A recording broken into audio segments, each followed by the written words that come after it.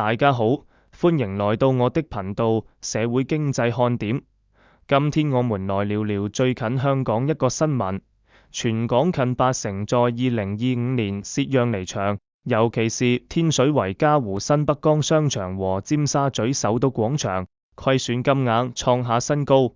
比如譚仔家族沽貨勁蝕2700萬，首都廣場一個位200萬跳樓價易手，蝕幅高達97.1%。這不是孤例，整個市場成了樓市下行的重災區。為什麼會這樣？今天我就來詳細分析背後的5大原因，結合數據和真實案例，讓你看懂香港零售市場的慘狀。如果你對社會經濟感興趣，記得點讚訂閱，一起探討。根據200C 的報導，2025年前11個月，全港14個主要市場只錄得61宗買賣，比去年全年的75宗少了近兩成。但新界區卻逆市增加42宗成交，比去年漲了35.5%。問題是，這些成交大多是業主低價甩賣，比如嘉湖新北江商場錄得16宗買賣，其中14宗蝕讓，比例87.5%，蝕幅從4.4%到82.5%不等。最誇張的是譚仔雲南米線創始家族的圍，今年4月以1600萬賣出，比2013年買價4300萬蝕了2700萬，跌幅62.8%。他們年內2次減價沽貨，累計蝕損5280萬。另一個例子是平台55號，11月拍賣只賣39萬，比2014年買價223萬蝕了82.5%。尖沙咀首都廣場也慘，9宗成交中7宗蝕讓，一個位從271萬跌到8萬，蝕97.1%。甚至有6個市場如銅鑼灣銅鑼廣場，全數買賣都是蝕讓。這數據太驚人了，反映業主們急於套現，但為什麼他們寧願大蝕也要買？下面我們來剖析原因。第一個大原因是北上消費潮，香港人越來越愛去深圳、廣州等內地消費，因為那邊物價低，選擇多。文章提到，新界民生區首當其衝，像嘉湖新北江這樣的社區商場，租金受壓，空置率攀升。為什麼？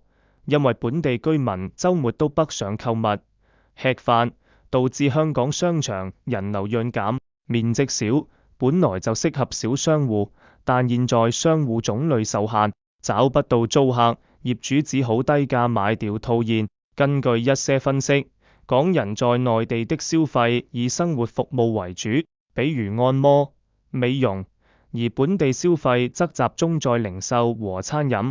但北上讓這兩個領域直接競爭不過內地低價。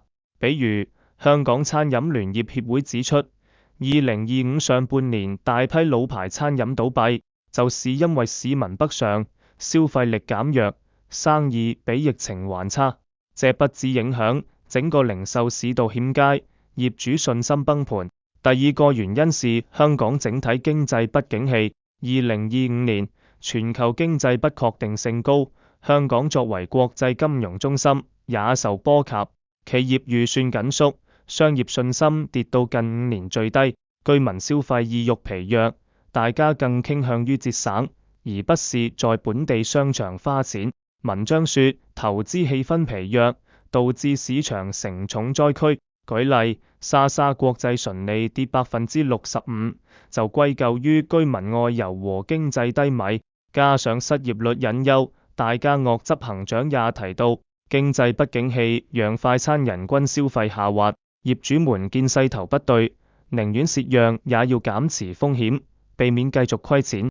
第三個結構性原因，港幣因高息大幅升值，過去2年，港幣對主要貨幣升值10%到30%，這讓香港商品和服務變得更貴，鼓勵居民北上或出國消費。內地價格競爭激烈，香港商戶難比拼。文章指出，商戶種類受限，加上人流外流，租金壓力大增。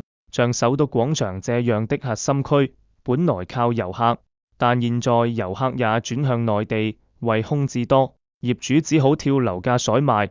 第四個原因是生活習慣的轉變。疫情後，香港人少了出街，少了聚會，更多選擇在家或線上購物。北上消費不只是價格問題，還涉及便利性，比如高鐵直達深圳。研究顯示，港人在內地和香港的消費模式不同，北上以服務類為主，但這間接搶走本地零售份額。